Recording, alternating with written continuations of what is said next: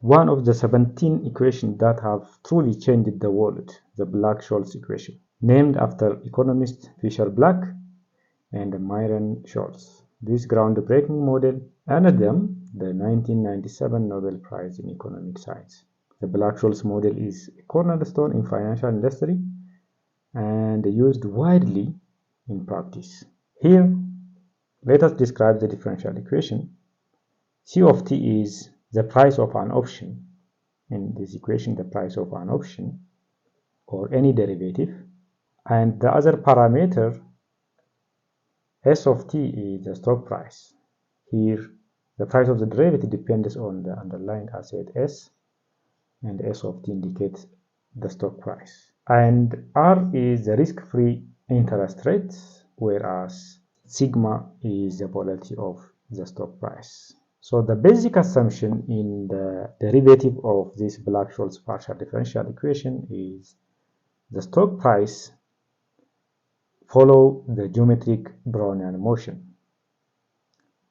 Here, mu is the expected rate of return in a small interval of time, whereas this one is the volatility, and this one is the standard Brownian motion, or the standard Rayleigh process. So this plot indicates some example where the expected return 0.1, 0.2, and 0.01, and while the volatility is 0.2, 0.03, 0.3, 0.1. So this is an assumption under the derivative of Black-Scholes model.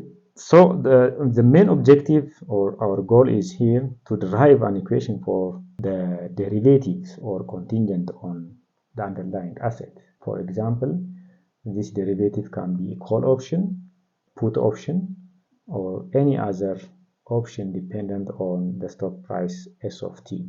In last video, we have seen that the derivative of the Ito's formula.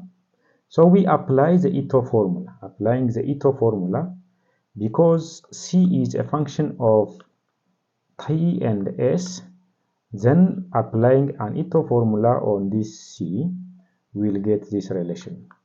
DC is equal to this one. So this one is a derivative term, while this one is a volatility term of a new ds. So the next thing is that we construct a portfolio.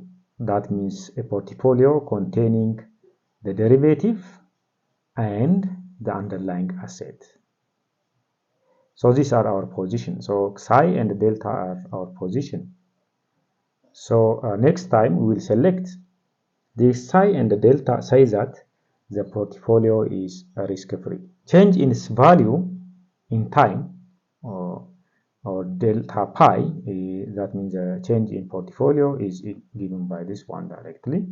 Then substituting for our DC and DS, we will have the following relation. That means plug the DC and the DS using the Ito's formula.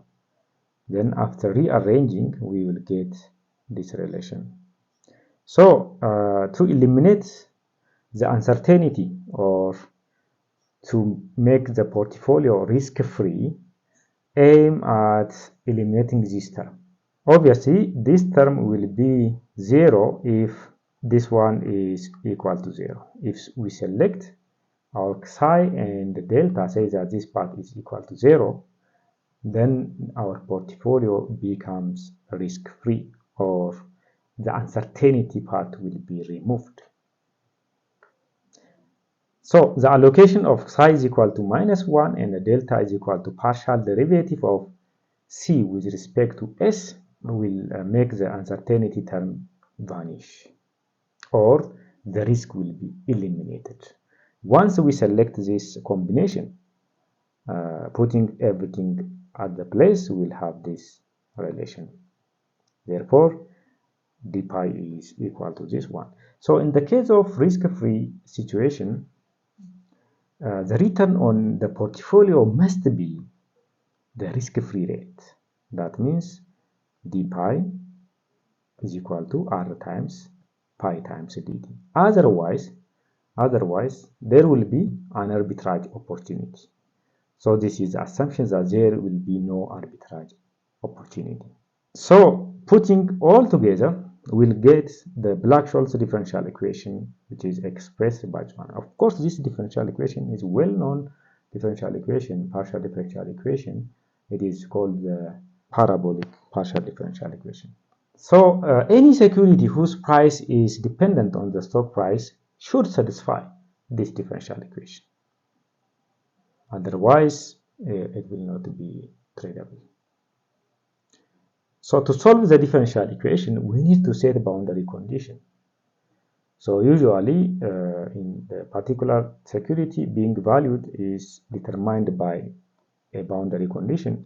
For example, for the case of European call option, the payoff will be the boundary condition. That means the value of the call option at maturity should satisfy the maximum of S minus K or 0, where K is the strike price.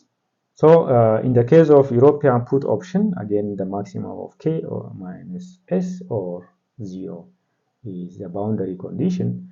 So once we apply this boundary condition and using the solution method, which is known as Fermat-Kac formula, we can arrive at the solution, which is the solution of the PDE or Black-Scholes Morton formula for the price of European coal, and the put option is given by this one. This one is when we say n of d1, it is a cumulative distribution function, a normal distribution. And also S naught is here the initial price. Again, capital T is maturity for the call option, and the other thing here, ln is logarithm, volatility, and so on. So D1 and the D2 is also computed by this relation.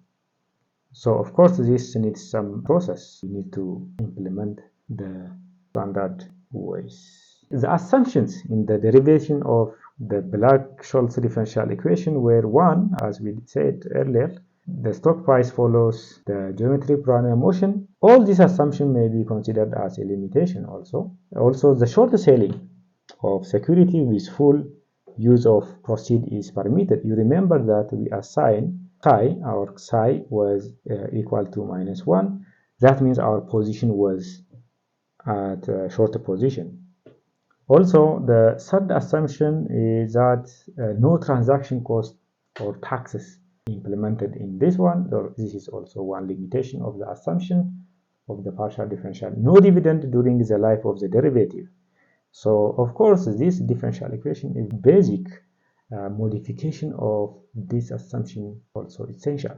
So no riskless arbitrage opportunity. You remember we say that our portfolio d pi is equal to r times pi times dt. That means we will get the risk-free interest rates. The next, security trading is continuous. That means our derivative is applicable at any time. The last one is the risk-free rate of the interest rate R is constant and the same for all maturity. These all assumptions are not realistic. However, modification and looking at improving this assumption is also one of the research area in this regard. So for the next video, we will see the price at any time, because previous calculation is the price or the premium price at t is equal to 0. We'll consider also how to include the dividend paying stock. Also, we'll see the competition in Python. Thank you for watching. Please subscribe.